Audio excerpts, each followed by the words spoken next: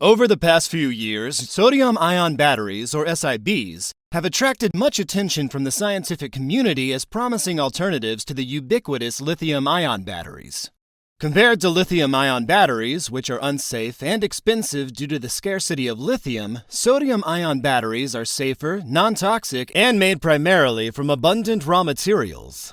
Research on sodium-ion batteries has shown the remarkable potential of positive electrode compositions incorporating transition metal oxides such as manganese oxide. While these compositions offer high reversible capacity and energy density, they tend to degrade under ambient conditions due to their tendency to attract and hold water from their environment.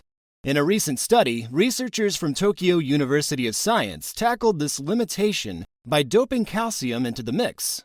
They focused on NFM, a promising positive electrode composition that suffers from stability issues. By doping NFM with low concentrations of calcium, the researchers observed beneficial effects in stability and performance. The introduced calcium improved the crystallinity of NFM and increased its interlayer spacing, leading to improved rate performance while maintaining discharge capacity. Additionally, whereas regular NFM lost about 35% of its capacity after 2 days of air exposure, calcium-doped NFM exhibited no losses.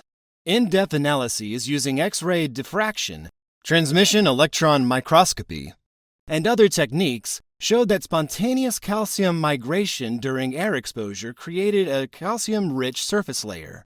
This layer suppressed sodium and hydrogen ion exchange and sodium deintercalation, hindering reactions that cause surface degradation in layered oxides. These findings highlight the benefits of calcium doping and reveal new mechanisms to improve sodium-ion battery technologies, paving the way for their widespread adoption in renewable energy applications.